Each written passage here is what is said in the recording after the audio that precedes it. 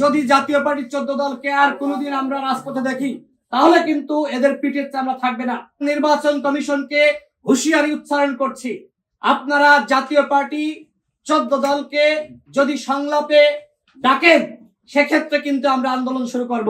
এবং আওয়ামী লীগের যারা পদ পদবিতে ছিল আমরা নির্বাচন কমিশনের কাছে চিঠি দিয়েছি, বিশেষ করে প্রধান নির্বাচন কমিশনারের সাথে বৈঠক করেছি। যারা আওয়ামী লীগের পদ পদবিতে ছিল তারা কোনোভাবে আগামী নির্বাচনে ডামি মামি স্বতন্ত্র কোনোভাবে নির্বাচনে অংশ নিতে পারবে না। প্রধান নির্বাচন কমিশনার এবং অন্যান্য নির্বাচন কমিশনার আমাদেরকে জানিয়েছে যেহেতু আওয়ামী লীগ দল হিসেবে নিষিদ্ধ হয়েছে সেক্ষেত্রে ওই দলের পদে থাকা নেতারা নির্বাচনে অংশ নিতে পারবে না। যদি এর ব্যতিক্রম কোনো কিছু আমরা দেখি তাহলে কিন্তু নির্বাচন কমিশনের বিরুদ্ধে আমরা আন্দোলন করব। এবং জাতীয় পার্টির 14 দল তারাও কোনোভাবে আগামী নির্বাচনে অংশ নিতে পারবে না।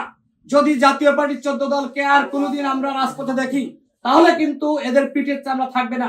যদি আইন হাতে তুলে বাধ্য হয়ে নিতে হয় এর দায় কিন্তু গণ অধিকার পরিষদ নিবে না, অন্য দল নিবে না, এর দায় সরকারকে নিতে হবে। নির্বাচনের আগে অবশ্যই ফ্যাসিবাদের বিরুদ্ধে আমাদের সকলকে সোচ্চার থাকতে হবে, অন্যথায় এই ফ্যাসিবাদ যেভাবে মাথাচাড়া দিয়ে উঠছে, অরাজকতা সৃষ্টি করছে, তাদের একমাত্র উদ্দেশ্য নির্বাচন বানচাল করা। আমরা গণ অধিকার পরিষদের পক্ষ থেকে প্রত্যেকটা দলের প্রতি আহ্বান রাখতে চাই, এই ফ্যাসিবাদের বিরুদ্ধে আপনারা সোচ্চার থাকুন, সকলে নির্বাচনের প্রস্তুতি গ্রহণ করুন। আগামী নির্বাচন ইতিহাসের সেরা নির্বাচন হতে হবে, যেটি প্রধান উপদেষ্টা ঘোষণা দিয়েছে।